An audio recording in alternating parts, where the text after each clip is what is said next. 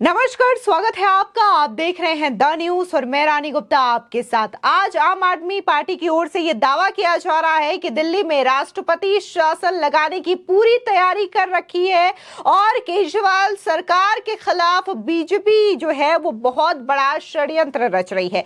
ऐसे में आतिशी हो, सौरभ भारद्वाज हो या फिर प्रियंका कक्कड़, जो तमाम आम आदमी पार्टी के नेता हैं, वो लगातार प्रेस कॉन्फ्रेंस कर रहे हैं और ये आरोप बीजेपी पर मढ़ रहे हैं। ऐसे में इस बीच बीजेपी ने भी करारा पलटवार किया है और बीजेपी ने साफ तौर से आम आदमी पार्टी को यह कहा है कि उन्हें अपने विधायकों का टूटने का डर सता रहा है, जिसकी वजह से उनकी मंत्री आतिशी इस तरीके से मनोहर कहानियां गढ़ रही हैं और बीजेपी पर आरोप लगा रही हैं। आपको बता दें कि बीजेपी नेता बांसुरी स्वराज ने जोरदार हमला बोलते हुए यह कहा कि दिल्ली देश की राजधानी है, दिल्ली देश का दिल है और यह बहुत ही दुर्भाग्य पूर्ण बात है कि मुख्यमंत्री अरविंद केजरीवाल सत्ता के मोह में इतने मदमस्त हैं कि वे जेल से सरकार चलाने पर आतुर है। क्या आम आदमी पार्टी में प्रतिभा का अकाल पड़ चुका है? आपके पास 60 से अधिक विधायक हैं, क्या उनमें से एक भी मुख्यमंत्री बनने की योग्यता नहीं रखता? आप दिल्ली की जनता का अहित करना बंद कर दीजिए। सुनिए बांसुरी स्वराज किस तरीके से आम आदमी पार्टी पर हमलावर है।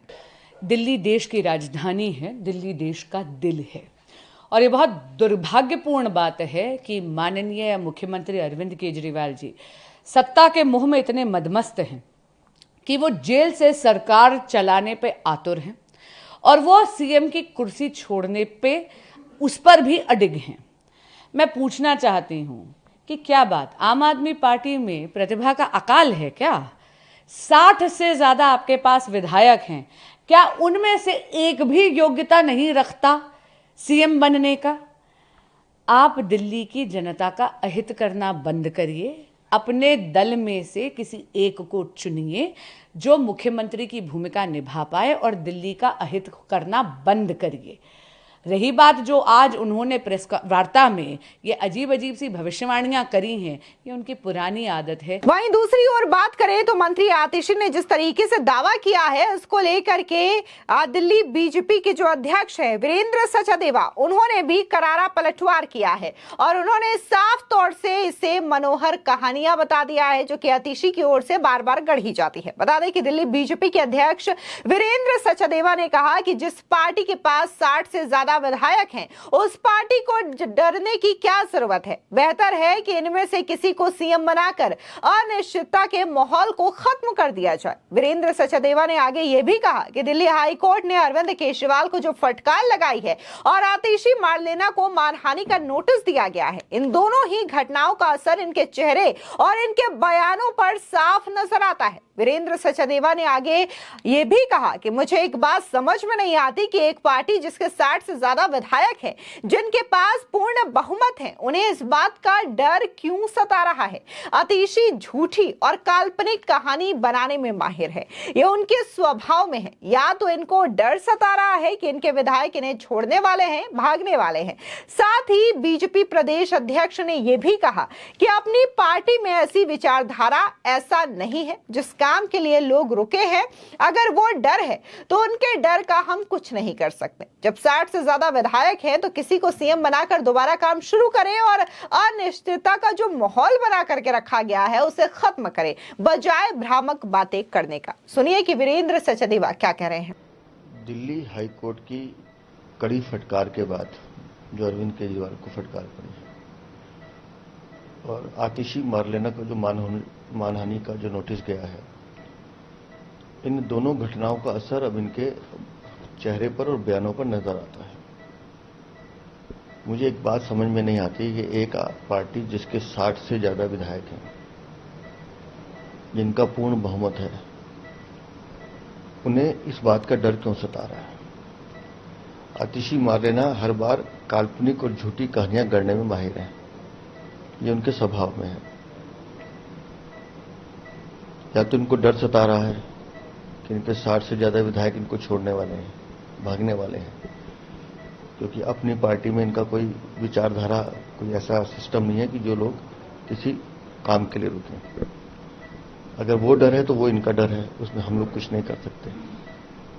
और नहीं तो जब 60 से ज्यादा विधायक इनके पास हैं, क्यों न किसी एक व्यक्ति को या खुद मुख्यमंत्री बन के दोबारा से काम शुरू करें, ताकि जितनी भी अनिश्चितता का माहौल है वो खत्म हो जाए। इस तरह की भ्रामक बयानबाजी करने से इनकी चोरी और जो झूठ है वो छुप नहीं सकता, वो तो जनता के सामने आ चुका है। हाल ही में भाजपा ने किया था और उसमें मांग की थी कि अरविंद केजरीवाल जी को अपने पद से इस्तीफा दे देना चाहिए। देखिए, हम बार बार पहले दिन से कह रहे हैं कि जेल से सरकारें नहीं चला करती, और अरविंद केजरीवाल की जो ये जिद है जेल से सरकार चलाना, आप कल्पना कीजिए, जेल में अलग अलग कारणों से कई पढ़े लिखे लोग भी ठगी में या किसी भी चीज में बंद होते हैं, और वो सब ये दावा करने लगे कि हमें तो अपने जेल से अपना व्यवसाय चलाना है, अपना सिस्टम पूरा ऑन करना है। तो इस देश में क्या संकट आएगा संवैधानिक? आप जब जेल में हैं तो जेल में रहने का एक नियम है कि आप सार्वजनिक जीवन के अलावा एक बाधित जीवन जिए, जो कि मैनुअल्स के हिसाब से होता है। अरविंद केजरीवाल को भी मेरी सलाह यही है कि मुझे मालूम है कि सरकारी बंगले का मोह, उस राजमहल का मोह, सरकारी गाड़ी का मोह आपको सोने नहीं देता, आपको तंग करता है, इसलिए आप मुख्यमंत्री का पद छोड़ना नहीं चाहते। बेहतर होगा कि दिल्ली में 60 से ज्यादा विधायक आपके हैं, आप किसी भी एक अपने कुछ लोगों को मुख्यमंत्री बनाइए और इस संवैधानिक संकट की जो दिल्ली बढ़ रही है उसको खत्म कर दीजिए, अनिश्चितता खत्म कर दीजिए। दिल्ली में आम आदमी पार्टी की सरकार चले, क्या दिक्कत है? लेकिन जब आप मुख्यमंत्री भी रहना चाहते हैं, आपको अपने किसी साथी पर भरोसा भी नहीं है और कितना सरकारी काम इस कारण से रुका हुआ है, तो उस संवैधानिक संकट के लिए अगर कोई जिम्मेदार है तो अरविंद केजरीवाल है। इसी के साथ ही बीजेपी नेता प्रेम शुक्ला ने भी आम आदमी पार्टी पर जोरदार प्रहार किया है। उनका कहना है कि आम आदमी पार्टी का स्वभाव जो है वो बदलने का नाम ही नहीं ले रहा है। इनके तमाम घोटालों से पर्दा उठ चुका है, इसके बावजूद ये प्रेस कॉन्फ्रेंस करते हैं, आए दिन बीजेपी पर एक नया और झूठा इल्जाम लगाते रहते हैं। इनका स्वभाव कभी भी बदलता हुआ नजर नहीं आने वाला, लेकिन इन्हें अपना स्वभाव बदलने की आवश्यकता है। सुनिए बीजेपी नेता प्रेम शुक्ला का बयान। देखिए, आम आदमी पार्टी की घोटालेबाजी का जो राज है वो बेपर्दा हो चुका है। उनके राजदार अरविंद केजरीवाल, मनीष सिसोदिया जेल जा चुके हैं, लेकिन उनका रिवाज नहीं बदला है। रोज सुबह उठना और आए बाएं साएं बककर पत्रकार वार्ता करना, यह रिवाज उनका बदल नहीं रहा है। उनको अपना रिवाज बदलना चाहिए। आतिशी सौरभ भारद्वाज आए दिन झूठ बोलते हैं। कुछ दिन पहले तो उन्होंने, जब प्रवर्तन निदेशालय की कस्टडी में श्रीमान अरविंद केजरीवाल बंद थे, तब उनके नाम से झूठे आदेश की प्रतियां भी लोगों को दिखा दी थी।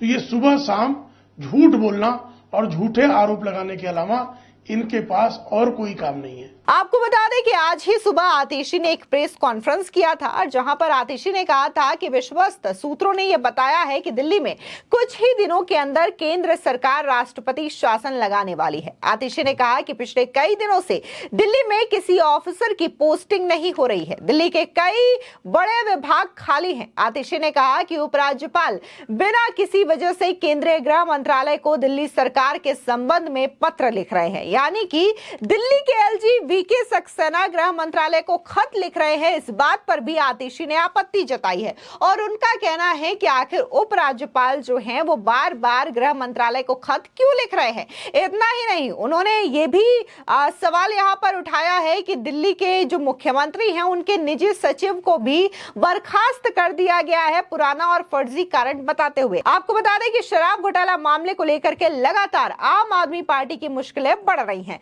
फिर चाहे वो संजय सिंह हो, मनीष सिसोदिया हो या फिर अरविंद केजरीवाल हो, जो कि आम आदमी पार्टी के संयोजक के साथ साथ दिल्ली के मुख्यमंत्री भी हैं, इन तमाम लोगों पर लगातार एजेंसियों की रडार कसी हुई है। अब मनीष सिसोदिया और अरविंद केजरीवाल तो फिलहाल तिहाड़ जेल में बंद है, लेकिन संजय सिंह जो है इस वक्त जमानत में बाहर है। तो वहीं दूसरी ओर अगर हम बात अरविंद केजरीवाल की करें तो अरविंद केजरीवाल ने तो पिछले दिनों बाकायदा एक याचिका भी दायर की थी, जहां पर उन्होंने अपनी गिरफ्तारी को चुनौती दी थी दिल्ली हाई कोर्ट में और दिल्ली हाईकोर्ट से उन्हें कड़ी फटकार भी लगी थी। बकायदा दिल्ली हाईकोर्ट ने ईडी के तमाम दस्तावेज और सबूतों को देखते हुए ये कहा था कि न सिर्फ अरविंद केजरीवाल इस पूरे शराब घोटाला में मेन साजिश करता है, मास्टरमाइंड है, किंगपिन है, बल्कि यहां पर इनकी गिरफ्तारी भी पूरी तरीके से वैध नजर आती है। आपको बता दें कि जिस तरीके से यहां पर मुख्यमंत्री बार बार ये कह रहे हैं कि उन्हें फर्जी केस में फंसाया गया है, आतिशी भी बार बार यही बातें दोहरा रही हैं, तो कहीं ना कहीं कोर्ट से जिस तरीके से फटकार लगी है,